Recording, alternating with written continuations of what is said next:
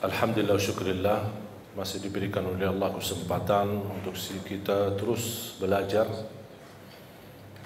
Bisa habis umur kita, belum tentu habis belajar. Bahkan semakin banyak belajar, semakin tahu diri bodoh.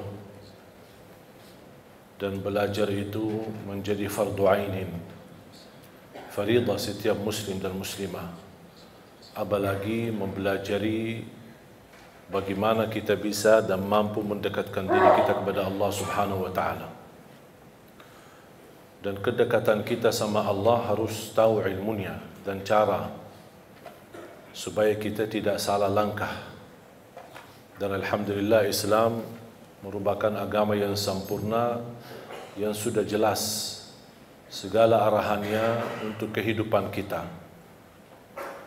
Keluarga, bersama anak kita, mencari nafkah dan rezeki, urusan ibadah, urusan sosial, kesehatan, semua sudah diatur dan disusun oleh agama kita Islam. Yang perlu kita perhatikan adalah Al-Quran.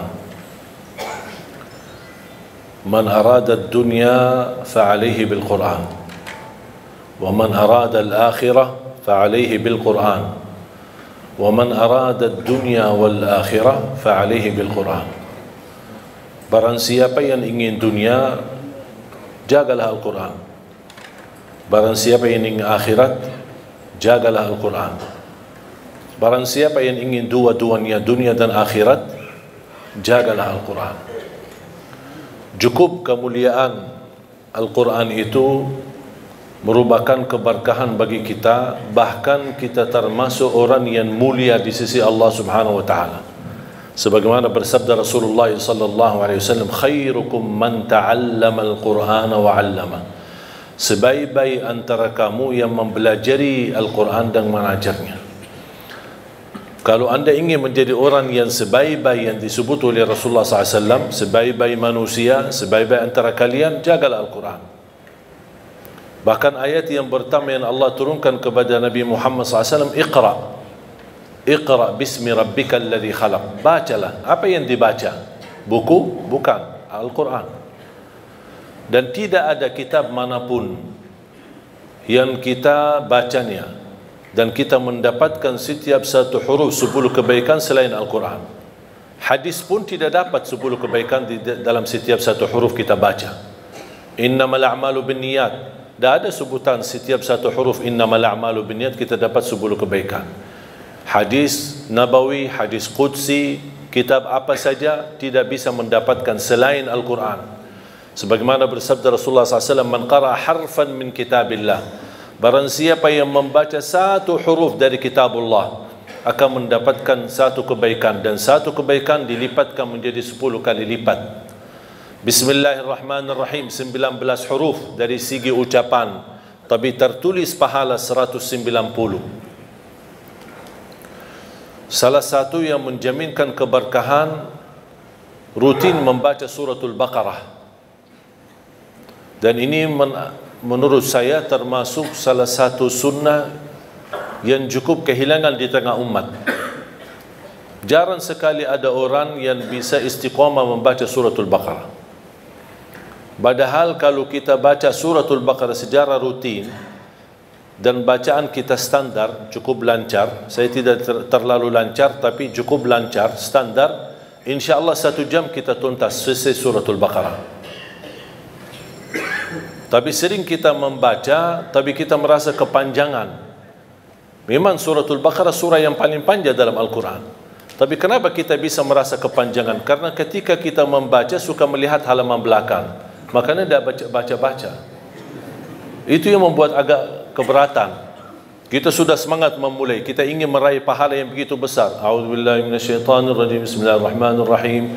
Alif lam mim. Dzalikal kitabu la raiba fihi hudan lil muttaqin. الذين يؤمنون بالغيب ويقيمون الصلاة ومما رزقناهم ينفقون. Kita semangat membaca sambil kita melihat, oh ya, kapan habisnya? Makanya itu yang membuat kita banyak malas membaca Al-Quran. Karena kita ingin mengejar habisnya. Seharusnya jangan difikirkan kapan habisnya, tapi kapan mulainya. Sejauh apapun jaraknya, kalau kita tidak berlangkah tidak bakal sampai. Dan sedekat apapun, kalau kita tidak berlangkah sama sekali tidak bakal sampai. Tapi sejauh apapun langkah kita, jarak kita, tapi kalau kita berlangkah walaupun satu, insya Allah bakal sampai. Begitu juga Al-Quran. Makanya kalau kita baca, saya nasihatkan, jangan coba-coba buka halaman belakang. Jangan coba-coba pindahkan halamannya, kecuali kalau sudah selesai halaman tersebut baru pindah. Tapi jangan hanya sebatas mau melihat, jangan. Karena itu usaha dari syaitan. Syaitan mengajak kita lihat. Buat apa lihat? Ya lihat kan mau tahu targetmu baca berapa. Oh gitu ya. Begitu kita baca, oh lumayan banyak. Datang syaitan di situ membuat kita berat. Padahal kita semangat. Tapi sifat manusia ingin menuntaskan sesuatu dengan cepat. Tidak mau lambat-lambat. Apalagi kita orang Indonesia. Paling suka mudah, enak, mudah diamalkan, mudah dihafal, dan cepat diamalkan, dan insya Allah masuk surga. Itu prinsip orang Indonesia. Dan saya sudah hafal prinsip orang Indonesia. Makanya saya bikin buku 20 amalan ringan, tapi pahalanya sangat menakjubkan. Dan ini tidak laku di Arab, laku di Indonesia. Karena sudah tahu karakter orang Indonesia. Orang Indonesia tidak suka yang ribet, tidak suka yang susah. Mau yang mudah diingat, mudah dihafal, mudah diamalkan, dan masuk surga. Itu kita. Makanya saya selalu mengambil cara-cara yang mudah untuk bisa kita amalkan. Di antaranya rutin kita membaca suratul Baqarah. Kalau tidak bisa diselesaikan dalam satu hari, tidak apa-apa. Boleh diteruskan, berkelanjutan. Satu hari ini berapa kita mampu, nanti besok kita lanjutkan, sampai selesai habis suratul Baqarah. Begitu habis, ulang lagi. Kenapa? Karena Rasulullah sallallahu alaihi wasallam bersabda di hadis yang sahih, "Alaikum bi suratil Baqarah, fa inna akhdhaha barakah wa tarkuha hasrah wa la tastati'uha al-batalah." Ambillah suratul Baqarah, karena sesungguhnya barang siapa yang membawa suratul Baqarah, dia telah membawa keberkahan. Wallahi terjamin berkah dalam segala hal. Ibadah berkah, rizki berkah, rumah tangga kita berkah, kemanapun kita pergi membawa keberkahan karena dahsyatnya suratul Baqarah. Barang siapa yang meninggalkan suratul Baqarah, kata Rasulullah, bakal nyesal. Mau enggak kira-kira jadi orang yang nyesal? Wala tastati'uha al-batala. Dahsyatnya kekuatan suratul Baqarah tidak bisa dilawan oleh syaitan. Godaan, jin, alam gaib, makhluk, godaan, gangguan. Ini semua mereka, tukang dukun, tukang sihir, tukang ramal, mereka semua tidak bisa melawan suratul Baqarah. Saking dahsyatnya dan kuatnya suratul Baqarah. Bahkan Al-Baqarah itu merupakan ruqyah untuk diri sendiri. Jangankan suratul Baqarah sendiri mulia, satu ayat di dalam suratul Baqarah, ayat kursi, satu ayat, sebagaimana bersabda Rasulullah SAW, "Man qara'a ayat al-kursi dubura kulli salatin laysa bainahu wa bainal jannati illa an yamut." Barang siapa yang membaca ayat kursi setiap habis salat fardu, dijamin masuk surga. Tidak ada sesuatu yang menghalanginya kecuali menunggu mati. Coba bayangkan, cuma satu ayat jaminan masuk surga. Kalau satu ayat kursi jaminan masuk surga, kira-kira gimana suratul Baqarah? Gimana lagi 30 juz Al-Quran? Makanya saya sering mengingatkan jamaah, apapun kesibukanmu, buru-buru, ada meeting, ada janji, tidak bisa bertahan lama di musalla atau di masjid, paling tidak habis istighfar, Allahumma antas salam wa minkas salam, sampai selesai, baca langsung ayat kursi. Baca langsung ayat kursi. Habis itu silahkan bobar, bebas. Terus zikir-zikir habis salat gimana? Tak apa-apa, sambil jalan. Subhanallah, subhanallah, subhanallah. Naik motor, jalan kaki, naik mobil, sambil jalan. Alhamdulillah, alhamdulillah, alhamdulillah, Allahu Akbar, Allahu Akbar. Tapi jangan sampai tertinggal ayat kursi habis salat. Jaminan masuk surga. Masa tak mau masuk surga cuma karena baca ayat kursi? Man qara ayat al-kursi dubura kulli salatin. Barang siapa yang membaca ayat kursi setiap habis salat, dijamin masuk surga. Tidak ada sesuatu yang mampu menghalanginya kecuali menunggu mati. Man qara ayat al-kursi 'inda an-naum kana lahu min Allahi hafidh wa la yaqrabahu syaitan. Barang siapa yang membaca ayat al-kursi ketika mau tidur, akan dia termasuk dalam dijaga oleh Allah. dalam lindungan Allah dan tidak akan didekati oleh syaitan. Jangan digoda, tidak didekati oleh syaitan. Ini berkatnya surat ayat-ayat kursi. Jamaah sekalian dimuliakan Allah Subhanahu wa taala. Banyak keberkahan dalam Al-Quran. Banyak anugerah, banyak kenikmatan.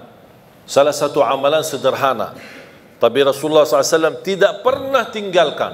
Sampai di saat sakratul maut, Rasulullah SAW masih mengamalkan. Walaupun secara fisik, karena menghadapi sakratul maut, Rasul tidak mampu mengangkat tangannya, dibantu oleh Siti Aisyah radhiyallahu anha mengangkat tangan Rasulullah SAW. Baca 3 qul di saat mau tidur. Dalam kondisi duduk, menghadapi kiblat, tidak menghadapi kiblat, dan kita baca. Mulai caranya seperti Rasulullah SAW mengangkat tangannya seperti mau berdoa, tapi rapat tangan, kemudian dekati dengan mulut seperti ini. Dibacakan dalamnya 3 qul huwallahu ahad, al-falaq, an-nas. Selesai, tiup 3 kali. Tiup ya, bukan meludak ya. Tiup 3 kali. Baru usap badan dari kepala sampai ujung kaki, dari depan dan belakang. Kalau belakang sesuai kemampuan, jangan maksa-maksa. Ya, sesuai kemampuan. Kemudian habis selesai diulang lagi seperti ini. Baca qul huwallahu ahad, al-falaq, an-nas, kemudian tiup 3 kali. Kemudian usap badan dari kepala sampai ujung kaki. Sampai 3 kali.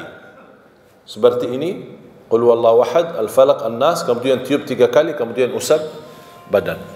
Ini amalan tidak pernah Rasul tinggalkan. Sampai di sakratul maut, sudah menghadapi kematian, datangnya malaikatul maut, Rasul sudah secara fisik tidak mampu angkat tangan, saking begitu berat sakratul maut. Siti Aisyah yang temenin, Siti Aisyah mengangkat tangannya, Siti Aisyah yang mendekati tangan Rasulullah SAW dekat mulutnya Siti Aisyah. Siti Aisyah bacakan, kemudian tiup Siti Aisyah di tangan Rasulullah SAW, kemudian dia menggerakkan tangan Rasulullah SAW untuk usap badan Rasul sendiri. Kata Aisyah radhiyallahu anha, karena tangan Rasulullah jauh lebih berkah daripada tanganku, makanya Siti Aisyah menggunakan tangan Nabi Muhammad SAW. Boleh kita berarti dalam contoh ini, kalau kita punya anak-anak sudah tidur duluan, kita boleh bacakan sambil tiup tangan kita, kemudian usap badan anak-anak kita. Wallahi amal itu dahsyat.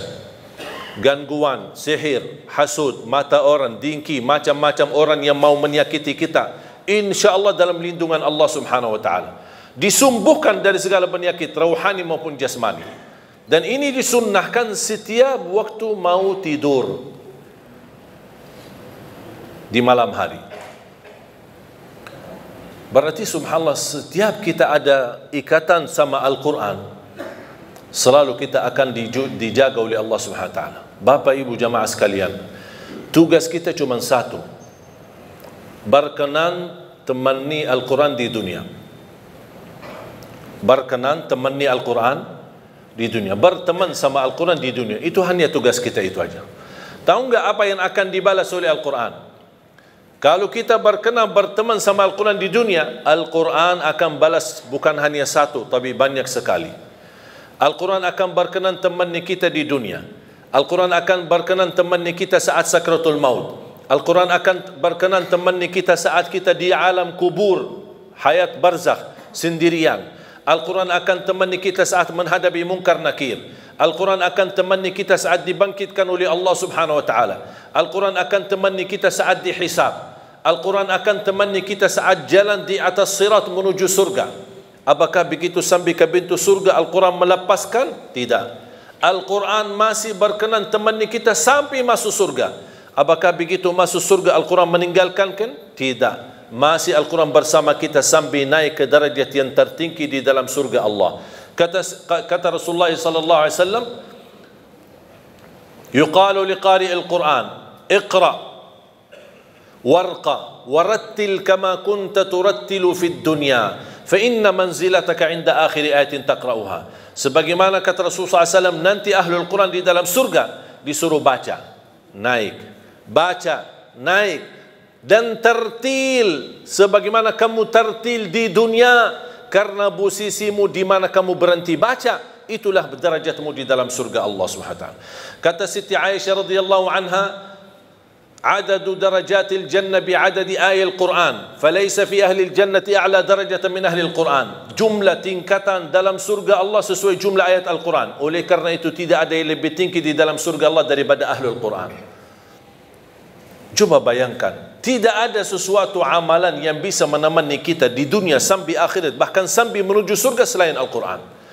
Banyak amalan yang lain, sedekah, puasa, salat, ada manfaatnya. Tapi yang berteman kita, menemani kita, bersama kita sampai ke surga, bahkan di dalam surga, masih membawa kita naik ke derajat yang tertinggi, itu Quran. Makanya fantas kita memberikan perhatian sama Al-Quran. Yang aku heran, banyak orang Muslim tapi tidak mampu khatam Al-Quran. Bertahun-tahun berlalu tapi tidak khatam Al-Quran sama sekali. Saya kaget ketika saya diundang di salah satu acara syukuran. Kenapa acara syukuran? Karena ada seorang anak yang sudah khatam Al-Quran. Dan begitu saya hadir, saya fikir kalau bahasa khatam Al-Quran di kota kita di Madinah, saya ingat waktu kita di Madinah, kalau kita bilang khatam Al-Quran berarti sudah hafal. Jadi saya diundang acara syukuran, katanya ini anak saya khatam Al-Quran. Subhanallah, Masya Allah. Begitu saya mau tes, kayaknya Ustaz salah faham. Ini kenapa? Oh, kami biasa ada budaya kalau kita khatam satu kali seumur hidup bikin acara syukuran. Oh, seumur hidup bikin acara syukuran. Masya Allah. Bukan Masya Allah, na'udzubillah. Kau berarti diajarkan, ditanamkan kepada anak kita cukup seumur hidup satu kali khatam Al-Quran. Padahal Rasulullah SAW mengajarkan kita minimal setiap bulan satu kali. Kalau Rasulullah SAW punya kebiasaan setiap minggu satu kali. Ada sebagian sahabat 3 malam satu kali. Uthman bin Affan setiap malam satu kali. Saya punya guru pagi hari 10 juz sampai siang hari baca. 10 juz yang sudah dibaca di pagi hari dia dipakai di dalam salat tahajudnya malam hari. Besoknya 10 juz yang kedua dibaca di pagi dan siang hari. Malamnya dipakai untuk salat tahajudnya. Hari ketiganya 10 juz yang terakhir juga di malam hari digunakan untuk salat tahajudnya. Berarti dia dalam 3 hari khatam 2 kali. Dalam baca siang hari dan juga salat tahajud malam hari. Pertanyaan saya, Bapak Ibu sudah berapa kali khatam Quran? Ada seorang ulama ketika menghadapi sakratul maut, istrinya menangis.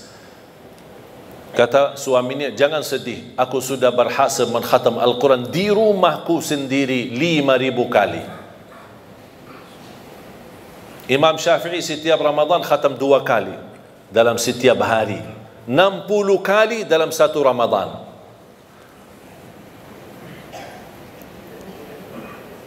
Kira-kira ada target enggak kita khatam Al-Quran? Banyak orang beralasan, saya sebenarnya ingin khatam Al-Quran, tapi saya tidak faham. Dan katanya kalau tidak faham, mendingan tidak usah baca daripada salah. Itu bisikan syaitan, bukan bisikan kiai.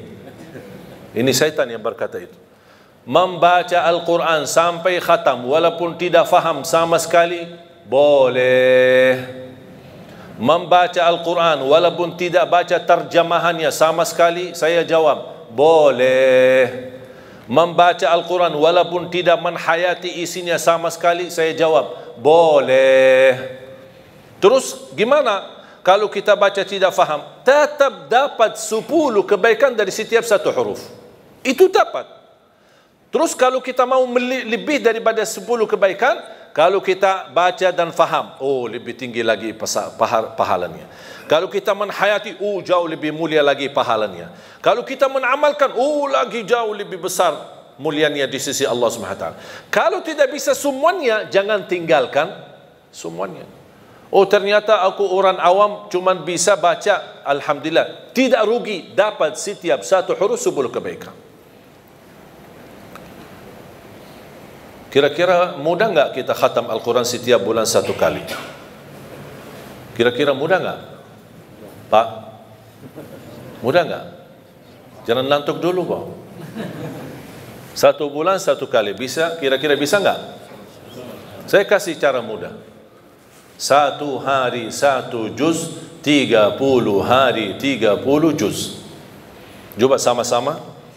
Satu hari satu juz, 30 hari 30 juz. Lagi? Satu hari satu juz, 30 hari 30 juz. Lagi? Satu hari satu juz, 30 hari 30 juz. enteng kan? Enteng banget. Bagi banget lagi. Mudah sekali, tidak sulit. Tahu nggak Bapak Ibu kita butuh berapa lama untuk khatam satu kali? Pernah nggak Anda coba? Saya pernah coba. Pakai HP dan timer. Habis subuh saya baca dari Al-Baqarah, Al-Fatihah, Al-Baqarah dan seterusnya sampai zuhur. Tiba waktu zuhur saya off timer. Salat zuhur, habis zuhur on timer, lanjut. Sampai asar, off timer. Salat asar, habis asar on timer, saya lanjut. Kira-kira saya butuh berapa lama khatam 30 juz? Tahu nggak hasil hitungan timer berapa? 10 jam tamat 30 juz. 10 jam tamat 30 juz. Sedangkan masih ada banyak orang 24 jam tidak bisa satu juz. Malu nggak kita? 10 jam cukup khatam 30 juz. Ada banyak orang 24 jam tidak mampu satu juz. Alasannya sibuk, belum ada waktu. Saya pernah praktik. Yang menjadi masalah sebenarnya terganggu dengan HP. Menurut saya ini HP musibah akhir zaman. Bisa digunakan kebaikan, bisa menantarkan ke surga, bisa juga menantarkan ke neraka. Tinggal kita milih. Saya menemukan dan terbukti secara nyata HP ini mengganggu. Saya baca 3 juz. Maaf, saya baca 10 juz dalam waktu 3 jam. Khatam. 3 jam lebih sedikit. 10 juz. Saya coba 10 juz yang sama di waktu 3 jam, tapi ada HP. Baca sebentar, WA sebentar. Baca sebentar, angkat telefon sebentar. Baca sebentar, jawab ini jamaah sebentar. Tahu nggak hasilnya? Sudah selesai 3 jam, saya cuma dapat 2 juz, tak sampai 3 juz. Baru saya tahu, oh ini dia yang bikin masalah. Masalahnya bukan kita sengaja membuat ganggu aktivitas ibadah, tetapi kita tidak sadar. HP ini tidak sadar kita sudah terlalai dari waktu. Begitu megang HP, pertama yang bangun tidur, pertama yang dilihat HP. Begitu mau tidur, terakhir yang dilihat HP. Kemana-mana bawa pergi, bawa HP. Masuk WC, bawa HP. Cuba kalau kehilangan HP-nya, oh stresnya luar biasa. Tapi kalau kehilangan istrinya biasa-biasa.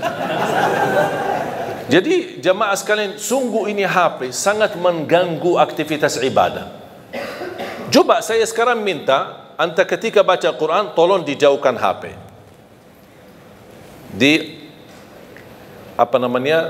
Off atau di silent, atau bisa di off-kan atau dimatikan. Kalau bisa dikuburkan sekalian.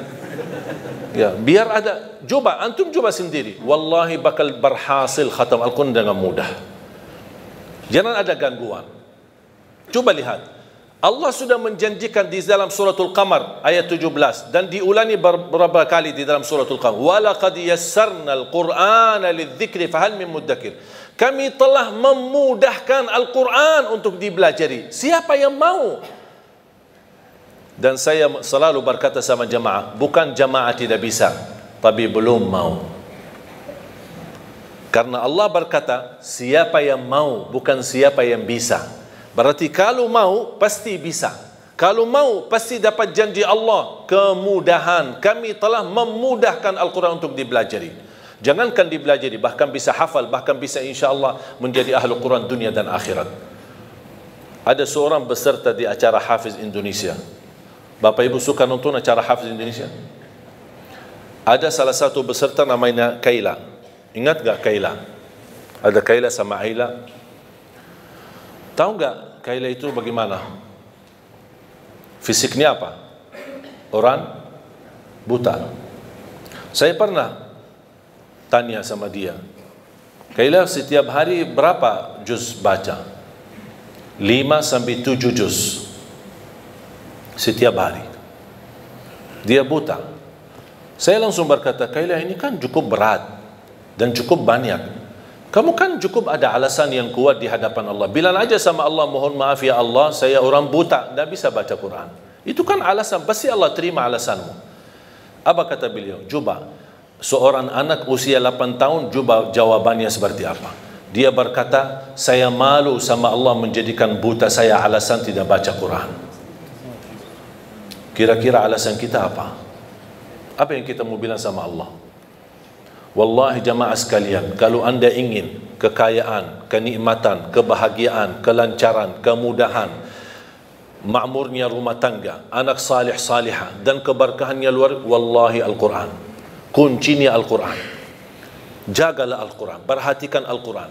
Segala aktivitas Al-Quran. Sedekahnya pun untuk program Al-Quran. Di mana ada program, misal di PT ini, di Indosat ini ada program Al-Quran, ayo dukun program Al-Quran, dukun program tahfiznya.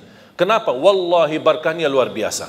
Dan segala aktivitas program Al-Quran di sini atau dimanapun yang anda dukun, yang anda sedekahin, yang anda nafkahin, yang anda bina dan pimpin, insyaAllah keberkahannya menalir sampai hari kiamat. Walaupun kita meninggal dunia, selama program ini masih jalan, anak-anak masih ngaji, Allah berikan pahalanya sampai hari kiamat. Coba bayangkan karunia Allah Subhanahu wa taala. Makanya saya selalu berkata, kalau anda tidak berhasil menjadi penghafal Al-Quran, jangan gagalkan anakmu. Kalau itu pun tidak berhasil, jangan gagalkan hartamu membina program Al-Quran. Supaya apa? Supaya hari kiamat kita datang, dari segi harta kita berkata, ya Allah, mohon maaf saya tidak bisa menjadi penghafal Al-Quran, saya tidak bisa jadikan anakku penghafal Al-Quran, tapi hartaku jadi saksi baik untuk Al-Quran. Mudah-mudahan kita bergabung bersama Ahlul Quran di akhirat. Amin. Makanya jamaah sekalian, tidak ada yang rugi sama Al-Quran. Saya titip terakhir amalan mudah untuk khatam Al-Quran. Tadi sudah saya kasih langkah pertama, 1 hari 1 juz, 30 hari 30 juz. Kira-kira mau nggak ya lebih mudah? Hah? Boleh? Ya, kalau orang Indonesia ditawarkan, pasti mau. Selama masih ada yang lebih mudah, boleh. Saya kasih yang lebih mudah. Setiap waktu salat, kan ada salat 5 waktu kan? Setiap waktu salat baca 4 halaman. 4 halaman saja.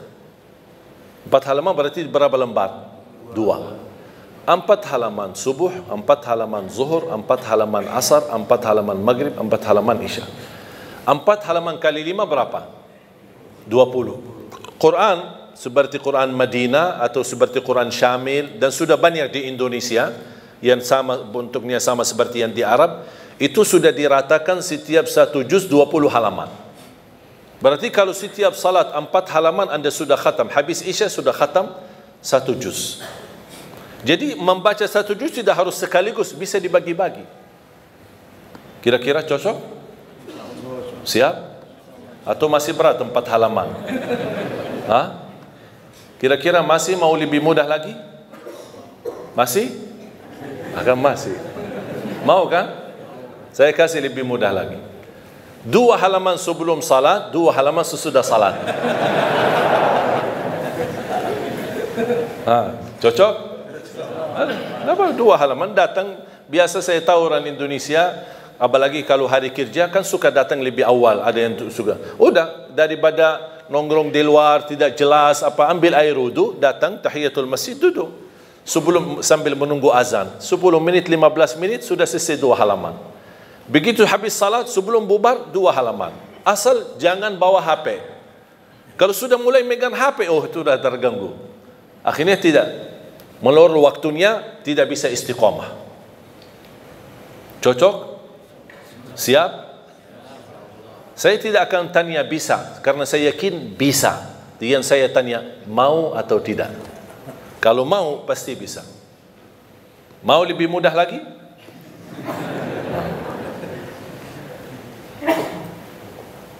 Cara yang terakhir saya kasih 2 halaman sebelum salat, 2 halaman sesudah salat. Itu termasuk cara yang termudah bagi orang yang paling malas. Kalau itu sudah tidak bisa, saya angkat tangan. Inna lillahi wa inna ilaihi raji'un. Udah, itu disalatin aja. Kalau seperti ini disalatin, udah habis. Jamaah sekalian yang dimuliakan Allah Subhanahu wa taala. Saya harap paling tidak mulai harimu baca Quran, tutupi harimu baca Quran. Paling tidak. Wallahi di antaranya antum lihat keberkahannya luar biasa. Sebelum beraktivitas, begitu bangun pagi hari, sebelum pergi ke kerja baca. Saya diajarkan sama guru saya, setiap masuk masjid atau musalla dimanapun, dalam perjalanan, musafir, dimanapun saya berada, lihat di mana ada Quran, saya ambil Quran, saya baca walaupun 1 ayat. Saya tanya, kenapa wahai guru? Kata beliau, supaya berbanyak saksi di bumi. Berbanyak saksi di bumi. Semua Quran yang ada dimanapun, di masjid, di musalla, saya lagi dalam perjalanan, apalagi kemarin musafir, perjalanan safari dakwah, setiap mampir ke musalla masjid, ambil berapa Quran, depan, belakang, terus masjid musalla yang lain. Kenapa? Untuk berbanyak saksi, walaupun 1 ayat. Dan lihat bagaimana semakin baik hubungan kita sama Al-Quran, semakin banyak kemudahan yang Allah berikan. Terutama suratul Baqarah. Bahkan kalau bisa, rutinkan bacaan suratul Baqarah dalam rumahmu. Karena Rasulullah SAW menjaminkan rumah yang dibacakan dalamnya suratul Baqarah tidak akan didekati oleh syaitan. Bahkan syaitan bakal kabur, lari dari rumah yang ada yang dibacakan suratul Baqarah. Al-baitul ladzi tuqra'u fihi suratul Baqarah yafirru syaitanu minh atau yanfiru syaitanu minh. Rumah yang di dalamnya dibacakan suratul Baqarah, syaitan bakal kabur. Apapun masalah dalam rumah tangga, yakini karena banyak syaitan. Bagaimana bisa mengganti syaitan dihadiri oleh malaikat, syaitan diusir dan malaikat yang hadir? Baca suratul Baqarah dalam rumah kita. Itu dirutinkan. Dan suratul Baqarah sendiri akan menjadi naungan nanti di hari kiamat. Suratul Baqarah menjadi naungan. Allah jadikan awan di hari kiamat untuk melindungi semua orang-orang yang mencintai suratul Baqarah di dunia. Sungguh Al-Baqarah luar biasa. Mudah-mudahan Al-Baqarah ini dan suratul Quran, ayat Al-Kursi dan surah-surah Al-Quran membawa keberkahan bagi kita semua. Mudah-mudahan saya doakan semoga jemaah semua yang hadir menjadi ahlul Quran, penghafal Al-Quran, berakhlak-akhlakul Quran, para pencinta Al-Quran, dan bersama keluarga menjadi keluarga dan keturunan penghafal Al-Quran. Yang besok anak-anak kita yang menghadiahkan mahkota untuk orang tuanya, yang bisa mengangkat dan membawa syafaat untuk kita semua Al-Quran. Amin ya Rabbal Alamin. Semoga bisa berikan bermanfaat. Semoga semua yang hadir bisa semangat istiqamah membaca Al-Quran, dirutinkan walaupun sedikit demi sedikit, tetapi istiqamah jauh lebih banyak daripada terputus. Mudah-mudahan kita mampu istiqamah walaupun minimal. Mulai harimu baca Quran, tutupi harimu dengan membaca Al-Quran. Barang siapa yang ingin bicara sama Allah, jagalah salat. Barang siapa yang ingin mendengar Allah berbicara, jagalah Al-Quran. Semoga bermanfaat. Kurang lebihnya mohon maaf. Wabillahi taufiq wal hidayah. Wa sallallahu ala sayyidina wa nabiyina Muhammad wa ala alihi wa sahbihi wa baraka wa sallam. Walhamdulillahi rabbil alamin.